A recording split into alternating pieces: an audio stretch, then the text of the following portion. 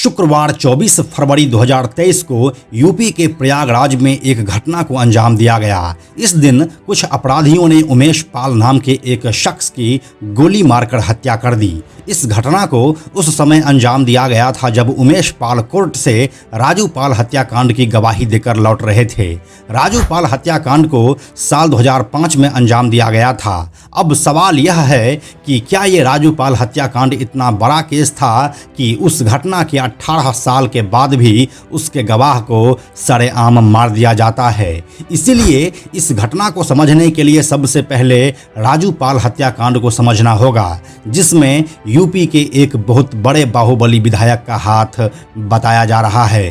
किस तरह से घटी थी वो घटना और उस समय क्या हुआ था जो वह केस आज 18 साल बाद भी चर्चा का विषय बना हुआ है। आइए आपको सब कुछ पूरे टाइमलाइन के साथ बताते हैं आज के इस वीडियो में। हेलो एंड नमस्कार, मेरा नाम है प्रशांत और आप देख रहे हैं बेजोरजोरा.com का यूट्यूब चैनल। ये पूरी कहानी शुरू होती है अतीक अहमद के साथ। अतीक अहमद यूपी का एक बाहुबली नेता है जो साल 1991 में पहली बार इलाहाबाद पश्चिमी सीट से एक इंडिपेंडेंट कैंडिडेट के तौर पर चुनाव लड़ा और विधायक बना। इसके बाद यह सिलसिला अगले 3 टर्म तक चलता रहा और अतीक अहमद निर्दलीय विधायक बनते रहे। इसके बाद साल 1996 में वह समाजवादी पार्टी में शामिल हो गया। चौथी बार वह समाजवादी पार्टी के टिकट पर विधायक बना और फिर साल 2002 में वह अपना दल पार्टी से 5वीं बार इलाहाबाद पश्चिमी सीट से जीतकर विधायक बना। इसके बाद अब अतीक अहमद विधायक बनकर थक चुका था तो वह सांसद बनने की सोचा और साल 2004 में होने वाले लोकसभा चुनाव के लिए वह विधायक पद से रिजाइन देकर सांसद के लिए फूलपुर सीट से चुनाव लड़ा और वह सांसद भी बन गया।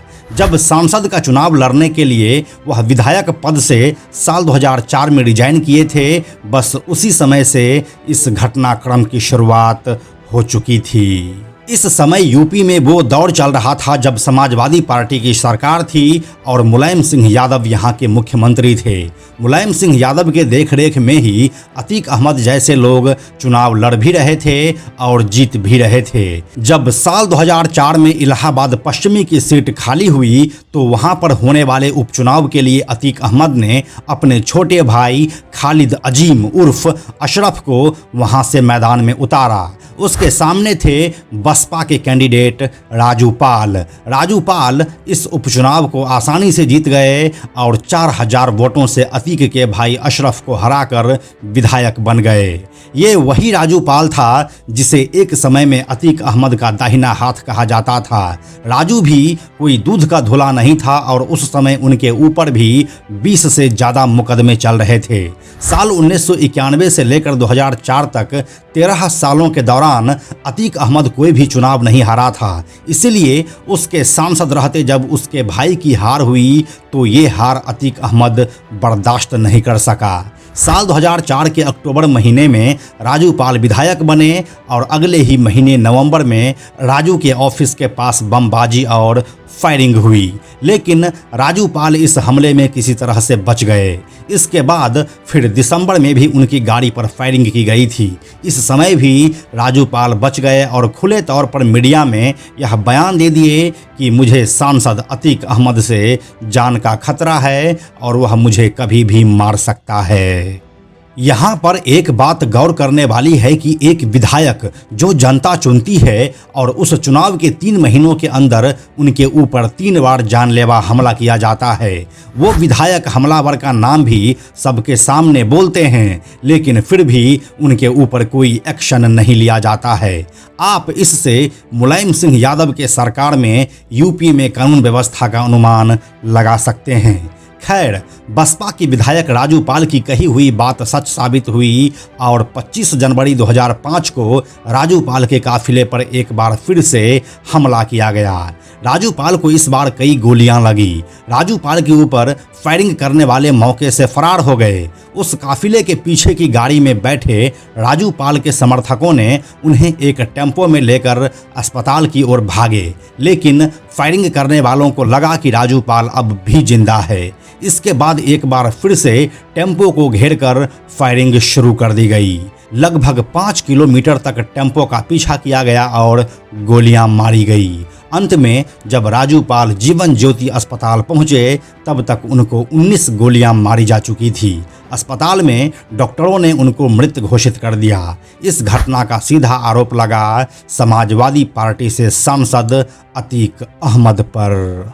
इस हत्याकांड के बाद राजू पाल की नवविवाहिता पत्नी पूजा पाल ने अतीक अहमद, उसके भाई अशरफ, फरहान और आबिद समेत कई लोगों पर नामजद मुकदमा दर्ज करवाया, लेकिन समाजवादी पार्टी सरकार में कार्रवाई की रफ्तार बहुत धीमी रही। हम आपको यह भी बताते चलें कि सिर्फ 9 दिन पहले ही राजू पाल की पूजा पाल से शादी हुई थी। बीएसपी समर्थकों ने पूरे शहर में तोड़फोड़ शुरू कर दी। बहुत बवाल भी हुआ।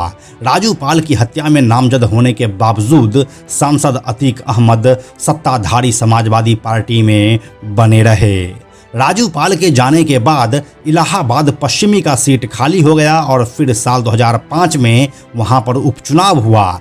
इस बार बीएसपी ने राजू पाल की धर्मपत्नी पूजा पाल को टिकट दिया। वहीं समाजवादी पार्टी ने इतने बड़े कांड और एफआईआर में नाम आने के बाद भी अतीक अहमद के भाई अशरफ को ही दोबारा टिकट दिया। ये पूजा पाल के लिए जले पर नमक छिड़कना जैसा था। अभी तो पूजा पाल के हाथों की मेहंदी भी नहीं उतरी थी और वह विधवा हो गई। अपने चुनाव प्रचार में पूजा पाल मंच से अपने हाथ दिखाकर रोने लगती थी, लेकिन पूजा को जनता का समर्थन नहीं मिला और लोगों ने खौफ के मारे अशरफ को ही चुनाव जीत लेने दिया। इसी राजू पाल हत्याकांड का मुख्य गवाह था उमेश पाल। उमेश ने लोअर कोर्ट से लेकर सुप्रीम कोर्ट तक राजू पाल हत्याकांड की पैरवी की थी। इसी कारण अतीक अहमद के गैंग से उनकी खुलेआम दुश्मनी हो गई थी। फाइनली शुक्रवार 24 फरवरी 2023 को यूपी के प्रयागराज के धूमनगंज इलाके में उमेश पाल की गोली मारकर हत्या कर दी गई। ये घटना शाम 5:15 पर उस वक्त हुई जब उमेश जिला कचहरी से कार से धूमनगंज स्थित अपने घर पर पहुंचे थे। घटना के बाद हमलावर बाइक से भाग निकले। उमेश पाल के सुरक्षा में तैनात गनर संदीप निषाद की भी उपचार के दौरान मौत हो गई, जबकि दूसरे गनर राघवेंद्र सिंह भी लखनऊ में इलाज के दौरान अपनी आखिरी सांस ली। हम जो आपको अभी बाहुबली सीरीज की कहानियां सुनाना शुरू किए हैं, उसमें जल्दी ही अतीक अहमद की कहानी भी सुनाने वाले हैं। तो यही थी राजू पाल हत्याकांड की पूरी कहानी। इस पूरे घटनाक्रम के बारे में आपका क्या मानना है, हमें कमेंट सेक्शन में लिखकर बताइए। हमें आपके कमेंट्स का इंतज़ार रहता है। हम जल्दी मिलते हैं आपसे एक नए कहानी के साथ। अंत में एक और ज़रूरी बात, हमने बेजोड़ जोड़ा का एक टेलीग्राम चैनल भी बनाया है जहां आपको हमारे सारे वीडियोस के लिंक सबसे पहले मिल जाएंगे। इसलिए आप लोग टेलीग्राम पर भी हमसे जुड़ें। टेलीग्राम पर हमसे जुड़ने के लिए सिंपली आप टेलीग्राम ऐप के सर्च में जाकर बेजोड़ जोड़ा लिखिए और चैनल पर जाकर ज्वाइन बटन क्लिक कर दीजिए। आप हमसे जुड़ जाएंगे। यह वीडियो अगर आपको पसंद आया तो इसे लाइक और शेयर जरूर करें। आने वाले वीडियोज़ के लिए बेजोड़ जोड़ा को सब्सक्राइब करके बेल आइकन को टच करना ना भूलें। Thank you so much.